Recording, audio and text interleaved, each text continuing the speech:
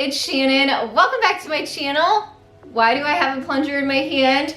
Well, this is actually a very big part of our project today. I won't leave you in suspense, so let's go ahead and jump right into our project. So creating a small side table is the concept of today's project. I have this tray that I've had for a couple years now. It's from Target. I get a lot of questions about it because usually you see this sitting on our coffee table and you guys seem to love it so much, but I thought it'd be cute for the top of this side table.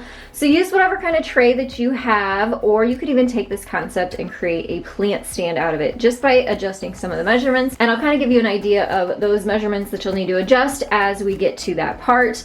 And then moving on to this, these are the handles, the wood pieces from the plungers. And as you can see, now I have these rubber pieces from the bottom of the plungers and I hate the idea of throwing them away. So please let me know down in the comments if you have any creative ideas of what I could use these for. I would love to reuse those and repurpose those instead of just throwing them out. And then back to these, all I've done so far is taken off the stickers off of the handles using some glue gun, so those are still kind of drying.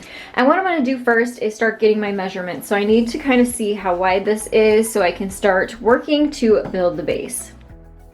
After you measure the bottom of your tray, mine was 15 inches, you want to add an inch to this length. So mine is 16 inches. I'm using 3/8 inch size dowel rods, which you can get from the department store or the hardware store, and I'm cutting them down with my handsaw and miter box to that 16-inch length. You will need 4 of these total. We're also going to take 2 of these pieces and cut them down farther. So what I'm doing here is marking the center of 2 of those rods, and I'm cutting out 3/8 of an inch from each center piece. That way I will have 4 more smaller pieces the exact same length. You'll see shortly why we are cutting these shorter pieces. We basically need to allow some space in the middle to crisscross these support pieces. So here you can see we have 2 longer pieces and 4 shorter pieces. We're going to start working on drilling holes into those plunger handles now. I am using a 3/8 inch size drill bit, which line up with our dowel rods that are going to be fitting into those holes. I measured down from the top 2.5 inches, and I measured up from the bottom 3.5 inches. And the bottom are going to be the ends with those rivets on them. You do want to make sure your 2 holes are as straight as you possibly can get them, lining up from the top and the bottom.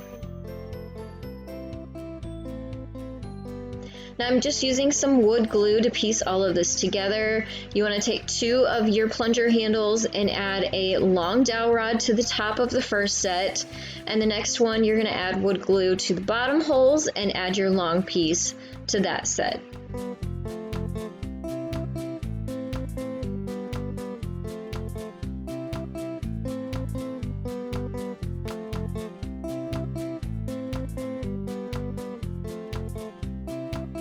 And now we're going to add the smaller dowel rods into the opposite ends.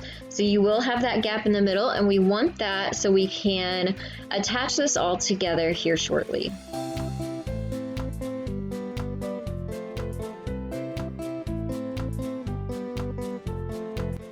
I highly recommend that you let your wood glue dry completely before you move on to the next step. It's going to create a much sturdier piece. And unfortunately, I didn't have the time to let mine dry the 24 hours that my glue recommended. So I am using some hot glue here, and I do not recommend it. It held it in place long enough for me to finish this project so I could show you guys, but use wood glue and a clamp to let your piece sit overnight to dry completely, and you will have a nice sturdy piece in the end. Once I had those smaller pieces connected to the longer dowel rods and glued, I moved on to painting. So I'm using my trusty Waverly White chalk paint and a foam paintbrush. I did give this whole thing 2 coats. It definitely helps if you do 1 coat, flip it over upside down, and do the second coat so you hit any of those spots you might miss.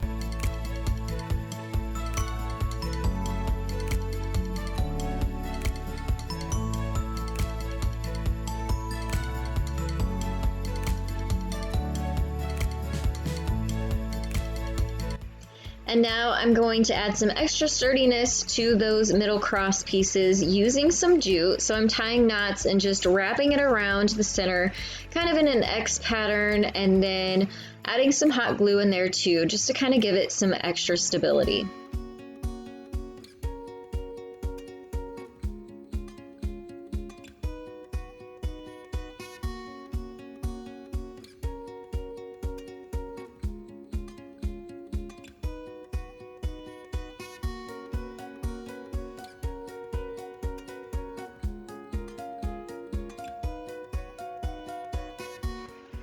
I didn't like the spiral look that was at the bottom of the legs, so I just took my jute and wrapped it around and secured it with some hot glue, and I added about 1.5 inches of length to the bottom of the feet.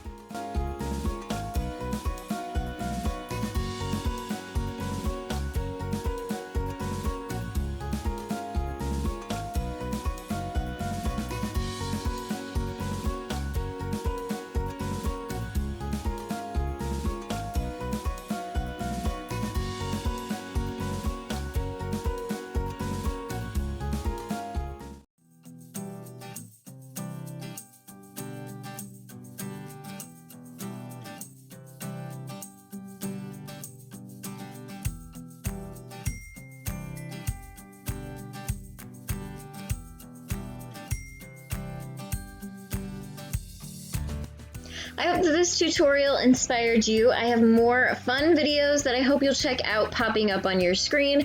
And if you haven't yet, click that round icon to subscribe for weekly DIYs and inspiration. And I want to thank you all so very much for joining me today, and I will see you next time. Bye, everyone.